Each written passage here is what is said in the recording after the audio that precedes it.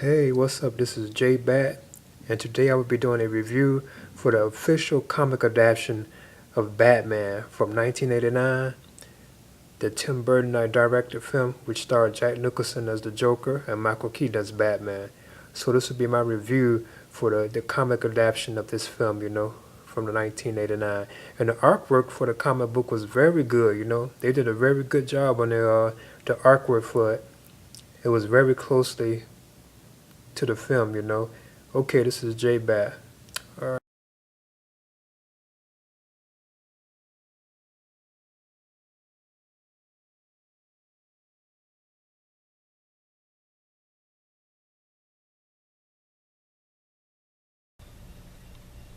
Hey, what's up? This is J-Bat, and today I'll be doing a review for the official comic adaptation of Batman, the 1989 Tim Burton adaptation.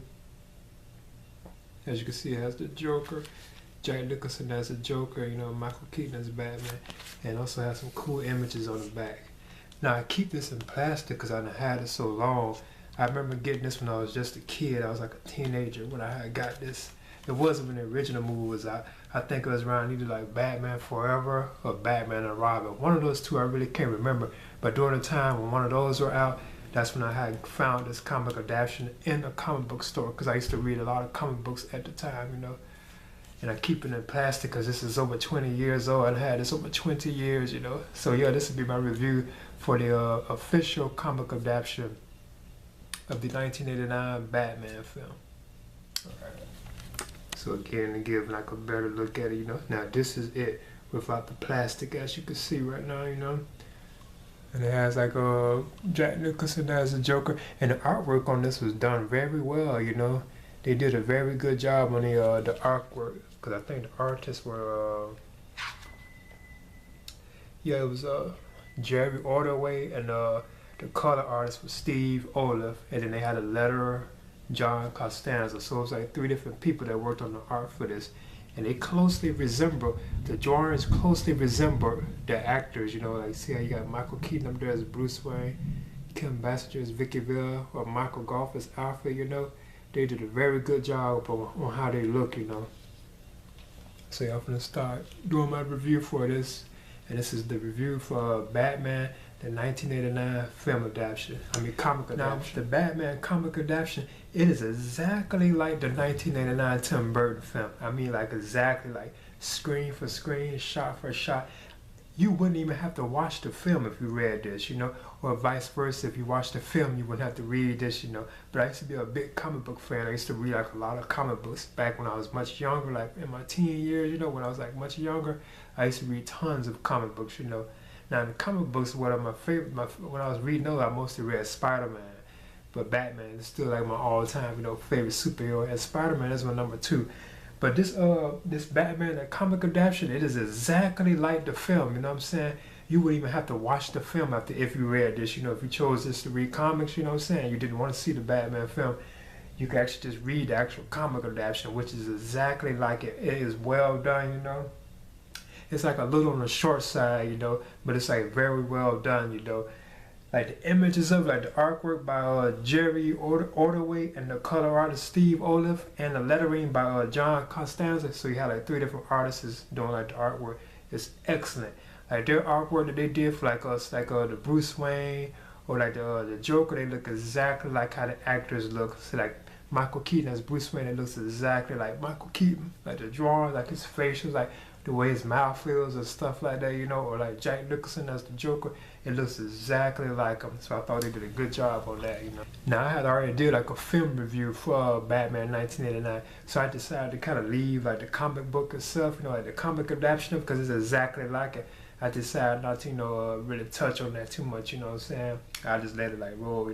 But the thing about it though, this comic adaptation is exactly like the film or whatever, but there are certain differences at times. Like you have a difference in like the dialogue, like the lines that they speak or say, that could be kind of different than what was in the actual film or whatever.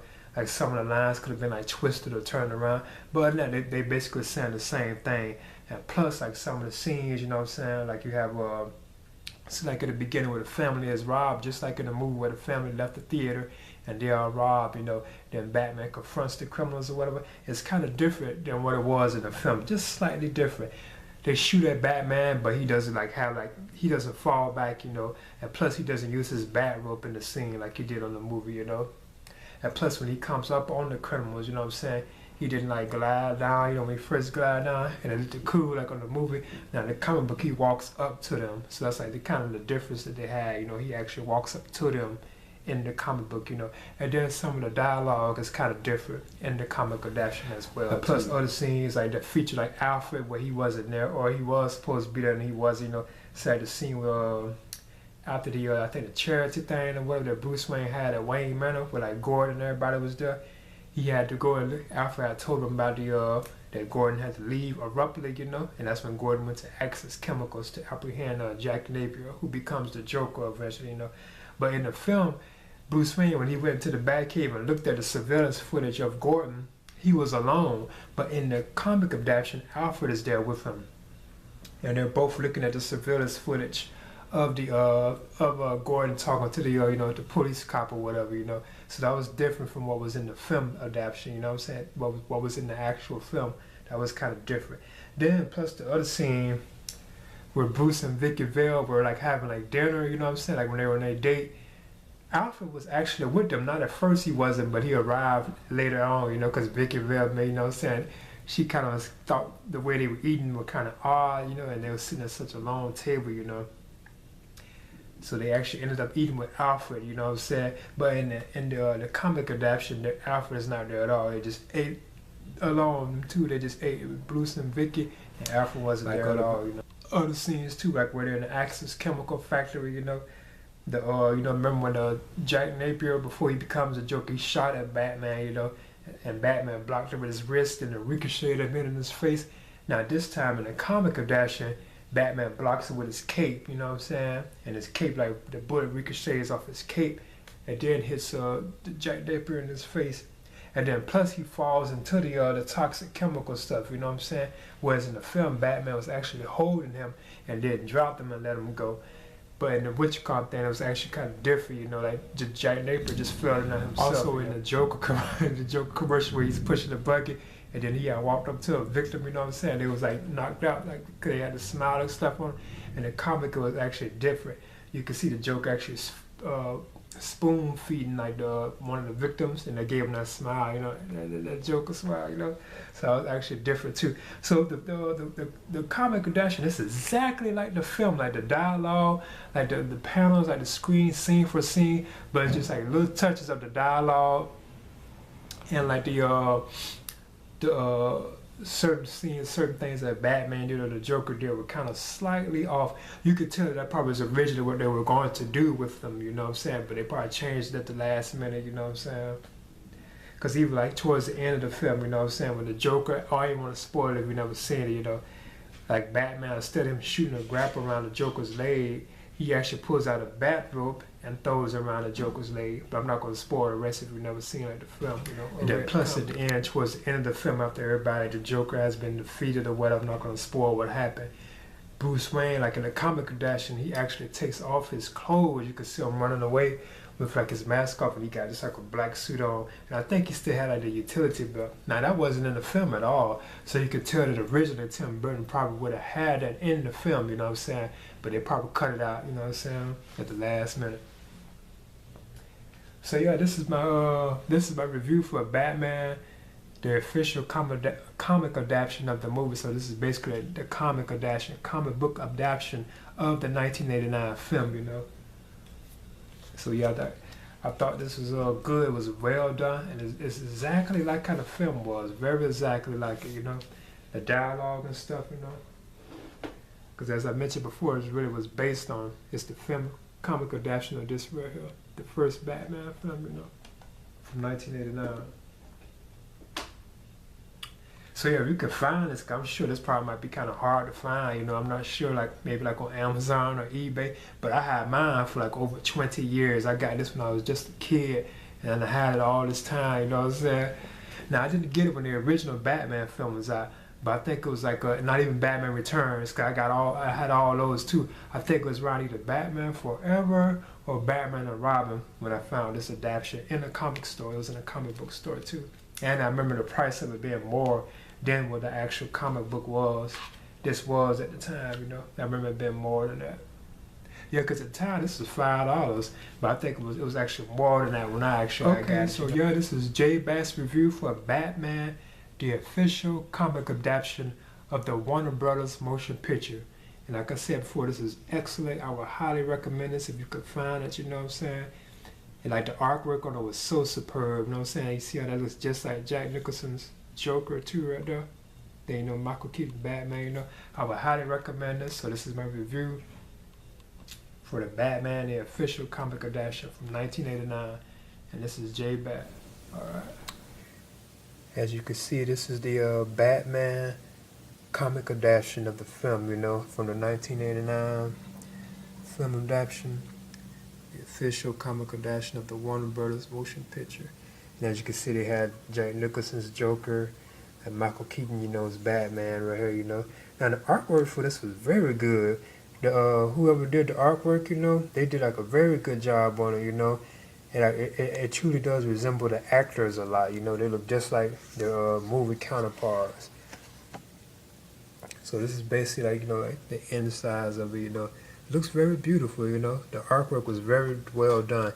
And the characters actually looked like they're actual actors that played them in the film, you know. And these are scenes, look at it, looks just like, you know, Jack Nicholson, you know. Looks exactly like him, the way he did in the film. There's like other scenes, you know, like a Batman came down through the glass, you know, and stuff. I thought that was kind of cool, you know. And this is also the back of the book itself.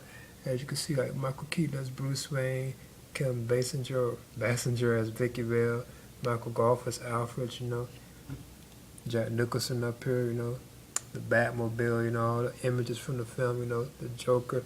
And it looked exactly how he did on the film, you know. So they did a good job on the artwork for this. And the artist was Steve Olive and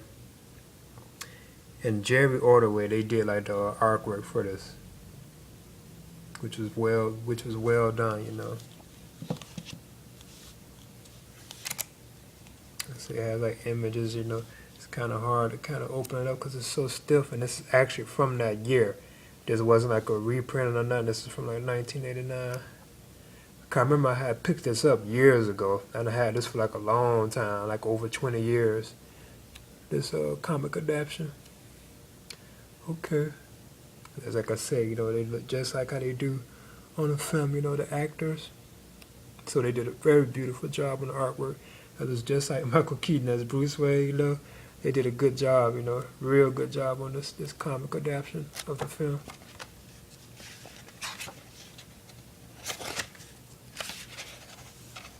And like Batman when he first appeared and stuff, I thought that was cool.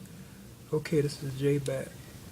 In the end, I thought this official comic adaptation of the Warner Brothers motion picture Batman was excellent. The artist did a very good job on this, and his name was Jerry Ordway, and the color artist was Steve Olive, followed by the lettering by John Costanza. But they did a very good job on this comic adaptation of the film. The artwork truly resembled the actors that played, you know, their roles in the film, such as Jack Nicholson as the Joker or Michael Keaton as Batman. They looked just like them, you know. Good adaptation. This is JBAT.